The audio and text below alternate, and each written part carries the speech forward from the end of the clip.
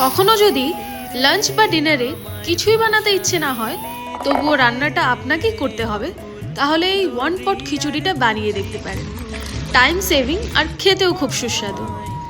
প্রথমে চাল আর ডাল পরিমাণ মতো নিয়ে ধুয়ে নিতে হবে। তারপর আপনার পছন্দের সবজিগুলো নিয়ে ধুয়ে নিতে হবে। তারপর প্রেসার কুকারে তেল আর ঘি ভালো মতো গরম করে ওতে তেজপাতা আর শুকনো লঙ্কা ফোড়ন দিয়ে আদা বাটা আর কাঁচা লঙ্কা বাটা দিয়ে নিতে হবে। তারপর সব সবজি আর চালগুলো ভালো মতো ভেজে হলুদ আর লবণ পরিমাণ মতো দিয়ে নিতে হবে। তারপর পরিমাণ মতো জল দিয়ে নিতে হবে। একটা সিটি আসলেই রেডি আপনার সুস্বাদু ওয়ান পট খিচুড়ি। ল্যাদ খাওয়া দিনগুলোতে এইভাবে খিচুড়ি, পাঁপড় আর মিক্সড আচার হলে আর কিচ্ছু দরকার হয় না। দেখা হচ্ছে নেক্সট ভিডিওতে। টাটা।